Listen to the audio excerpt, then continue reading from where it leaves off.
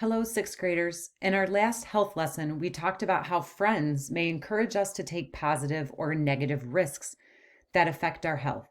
When a friend suggests a positive risk or challenge to try, it's a good idea to consider taking the chance because of the benefits you might receive.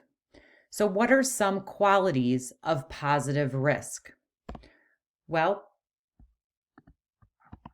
positive risks, they improve our health and our happiness. They can give us They can help us develop useful new skills. They give us chances to grow. They can help us strengthen our relationships with positive friends.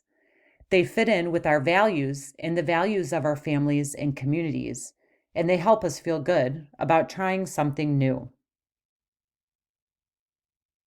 and healthy. Risks that don't have these qualities are more likely to be negative risks.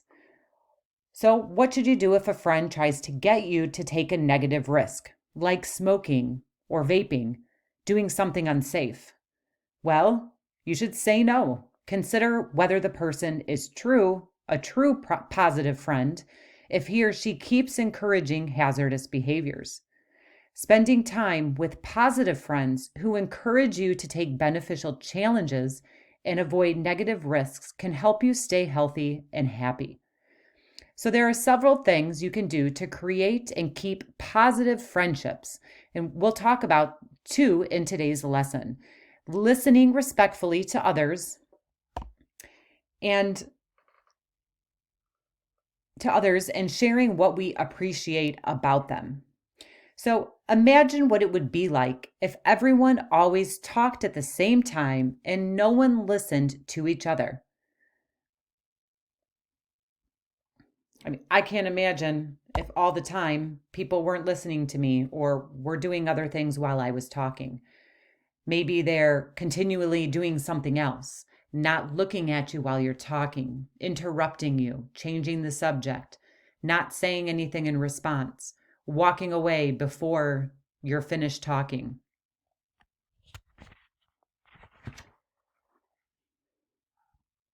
What would happen if no one ever listened to anyone else? It would be hard to make friends. It would be hard to share ideas and opinions with other people. People might feel sad or upset that no one was listening to them. It would be hard to learn anything or to get anything done.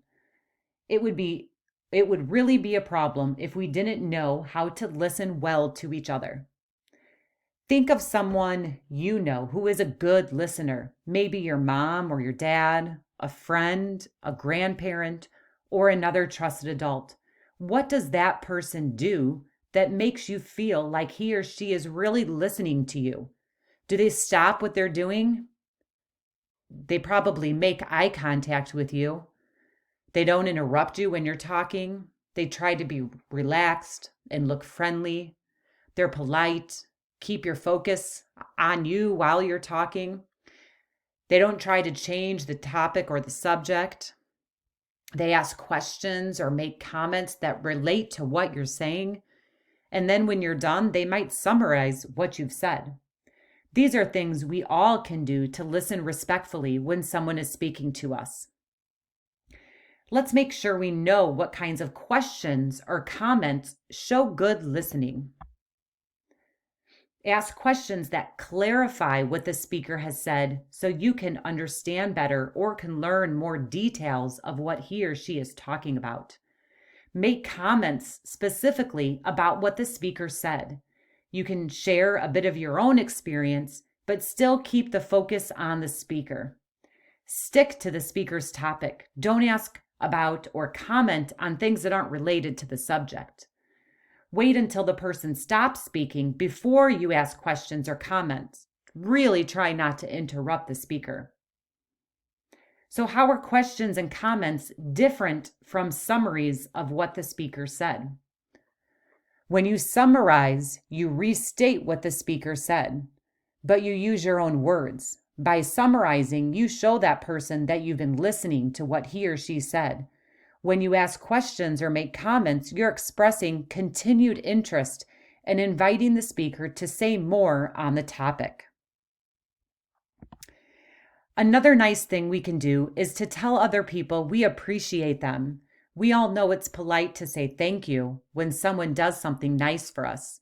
Using good manners is a simple way to make ourselves and the other person feel good. We can make our thank yous more special by saying something beyond just thank you, such as, thank you for helping me understand my homework better.